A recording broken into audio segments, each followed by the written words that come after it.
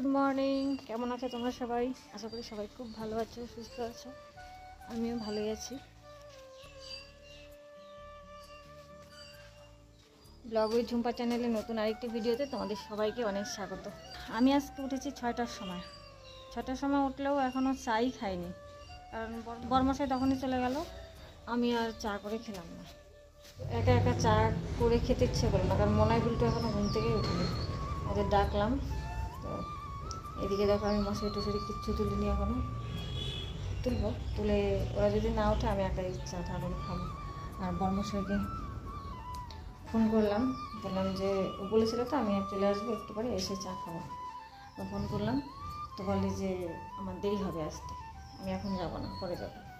তো আমি একাই চা করে খাবো, চা না খেলে ভালো লাগে না। তো চলো আজকে ব্লগটা এখন থেকে শুরু করলাম, দেখতে থাকো, আশা করছি তোমাদের ভালো লাগবে।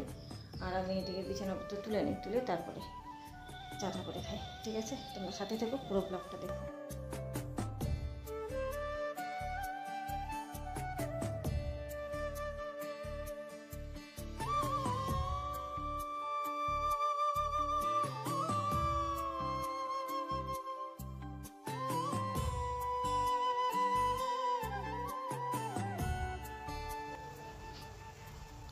তো আমি একা খাবো যেহেতু, এই জন্য 1 কাপ চাই করলাম। মনাই বিল্টু ওরা তো চা খাবে না মনে হয়, ওরা উঠলে কি খাবে ওদের দেবো। চা হয়ে গেছে, তো চলো ছেঁকে নিই।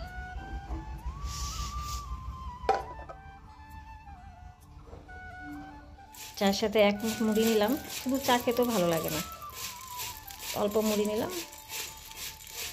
চানাচুর নেই আজকে, চানাচুর শেষ, তো শুধু তেল দিয়েই খেতে হবে।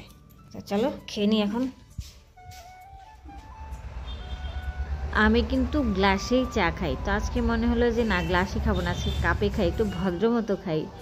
তো বসে পড়লাম, একা খেতে ভালো লাগে না, কিন্তু ওরা যেহেতু কেউ নেই, মনাই বিল্টু ওঠেই নি, বরমশাই নেই, তো একাই খেয়ে নিচ্ছি। আর ঘড়ির দিকে তাকাচ্ছি যে কয়টা বাজলো দেখার জন্য, কারণ রান্নাবাড়িও বসাতে হবে।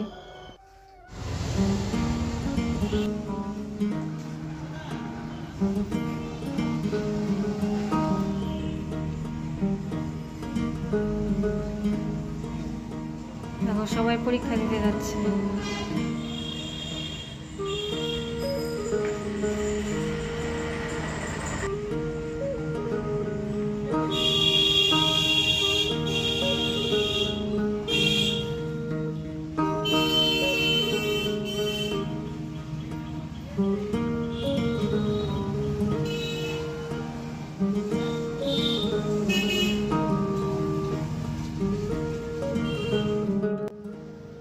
সবাই যাচ্ছে পরীক্ষা দিতে। আজকে বিল্টুদের হচ্ছে সংস্কৃত পরীক্ষা, আজকে একটাই, এর আগেরটা ছিল 2টো পরীক্ষা একদিনে, আজকে একটাই। বিল্টু বসে আছে, বিল্টু আজকে পরীক্ষা দিতে পারবে না।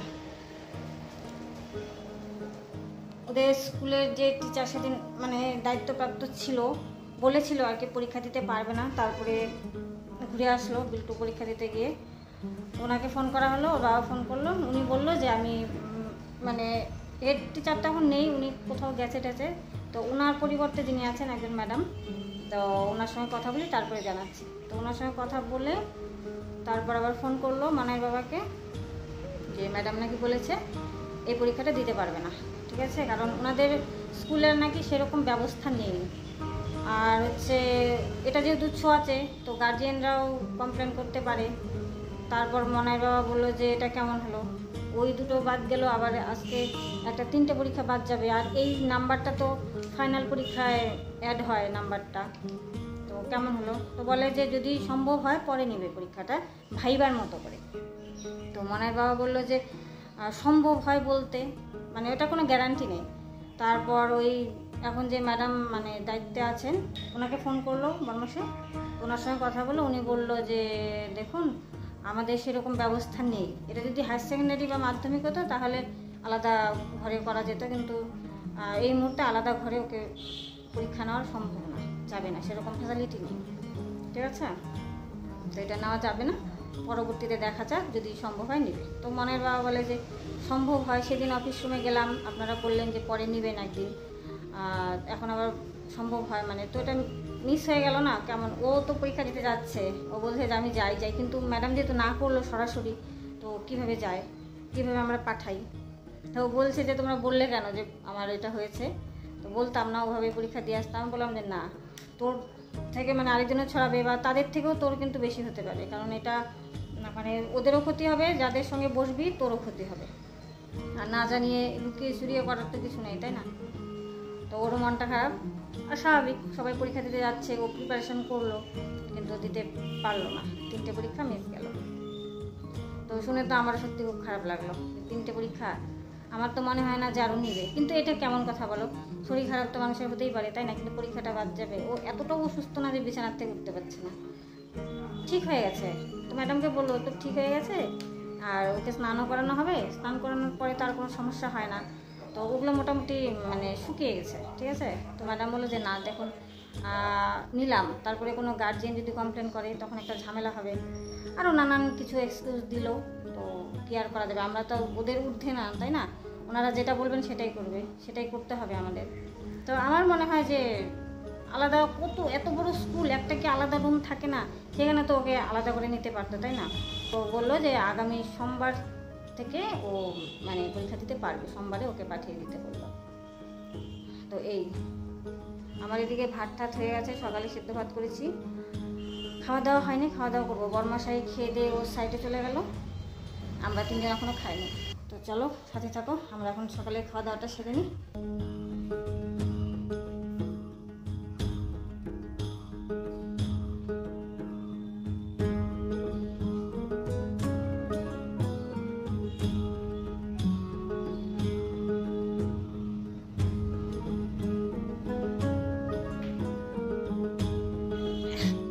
দেখো সিদ্ধ মেখে নিলাম, আমি মনাই বিল্টু 3জনে এখন বসে পড়বো।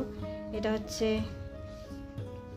ভেন্ডি হচ্ছে আমার আর মনাইয়ের, আর এই যে এটা এই আলু সিদ্ধটা মেখেছি শুকনো লঙ্কা দিয়ে, শুকনো লঙ্কা পুড়েছি না, গলায় লেগেছে, শুকনো লঙ্কা দিয়ে মেখেছি। আর এই যে এটা হচ্ছে শুধু কাঁচা লঙ্কা আর লবণ দিয়ে মেখেছি, এখনও তেল দিইনি। বিল্টু তো তেল খাবে না, ও ঘি দিয়ে খাবে, মনাইও এখান থেকেই খাবে।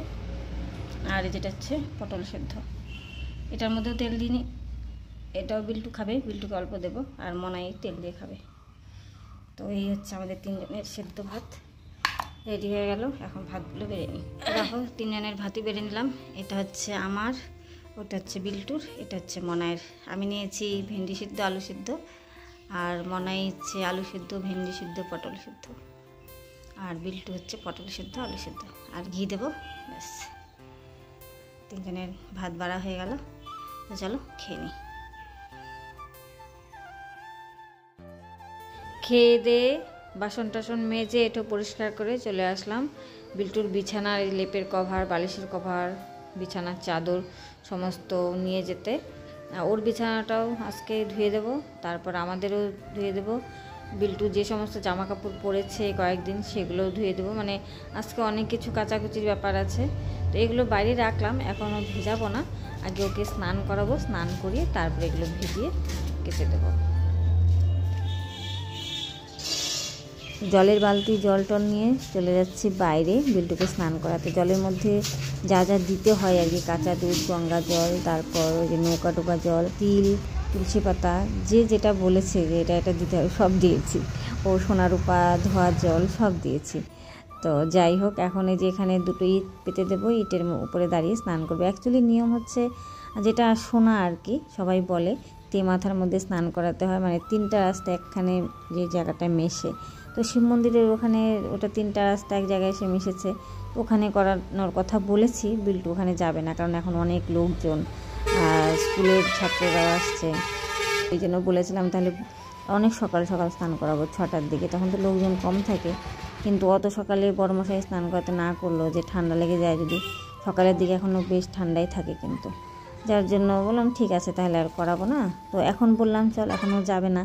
তো এইখানেও যে এসে কতক্ষণ দাঁড়িয়েছিলাম, লোকজন আসছে, বলছে দাঁড়াও দাঁড়াও দাঁড়াও, এরা যাক তারপরে স্নান করি, মানে এত লজ্জা ওর। যাই হোক, শেষ পর্যন্ত স্নান টান করিয়ে চলে আসলাম।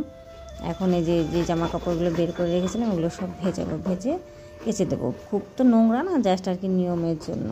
ওর বিছানাপত্র, জামা কাপড়, আমাদের জামা কাপড় সমস্ত কিছু ধোয়া কাচা করে আমি একদম স্নান করে চলে আসবো।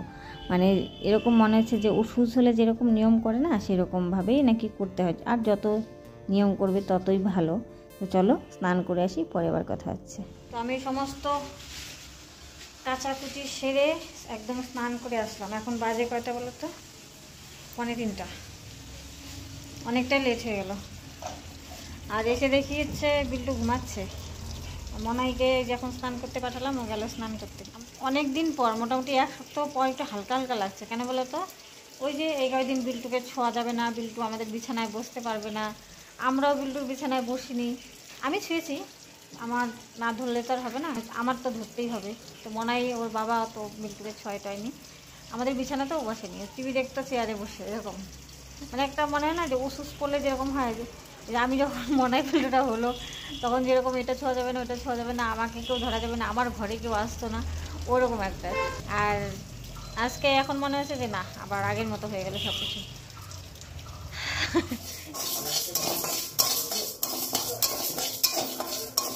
সকালে সেদ্ধ ভাত করেছি, তোমরা তো দেখেছো, ওটা তো আর নেই, ওটা তো খাওয়া দাওয়া শেষ। আর থাকলেও ঠান্ডা ভালো লাগে না সেদ্ধ ভাত। তো স্নান করে এসেছি, বেলা হয়েছে অনেকটা, কাজ করতে করতে ভাবলাম ঝটপট কী করা যায়। তো একটু খিচুড়ি করি, কিন্তু ফোড়ন ছাড়া খিচুড়ি। ওই শুকনো খোলায় জিরে আর শুকনো লঙ্কাটা ভেজে নিলাম, তারপরে ডালটা ভেজে নিয়েছি, নিয়ে যে জল দিয়ে দিলাম আর আতপ চালটাও ধুয়ে দিয়ে দিলাম। ভালো লেগেছে কিন্তু খেতে, একদমই খারাপ লাগেনি, একদম কোনো মানে গন্ধ হয়নি। একটু থেতো করে এই তোমার আদাও দিয়ে দিলাম, ঠিক আছে, একটু জিরের গুঁড়াও দিয়েছি। তো বাস আর কি, ভালো লেগেছে মোট কথা। তো একটু হলুদ বেশি হয়েছে মনে হচ্ছে, কিন্তু ওই যে বরের সঙ্গে কথা বলতে বলতে না হলুদটা বেশি পড়ে গিয়েছিল, কিন্তু গন্ধ করেনি। ঘি দিয়ে দিয়েছি, খুব ভালো লেগেছে খেতে। আর ওই সেদ্ধ ভাত খেতে খেতে মুখ তো পচে গিয়েছে, তো আজকে একটু অন্যরকম টেস্ট হলো, ভালো লেগেছে, বরমাসের কাছেও ভালো লেগেছে। ইনি দেখো কোথায় বেড়াচ্ছে, উঠে গাছ কাটছে। এই ডালগুলোর জন্য আমাদের ঘর অন্ধকার হয়ে থাকে, জঙ্গল আসতে। এখন কি পরিমাণ জঙ্গল, পুরোটা জঙ্গল।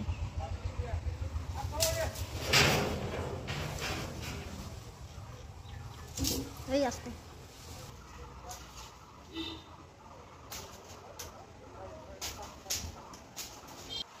দেখো, সাবধানে।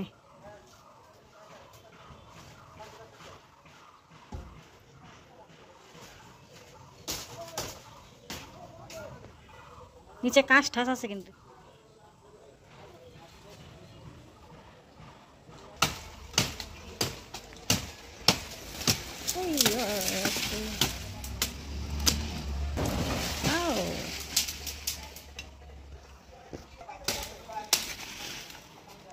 এই গাছগাছালির জন্য ঘর অন্ধকার হয়ে থাকে, তাই না?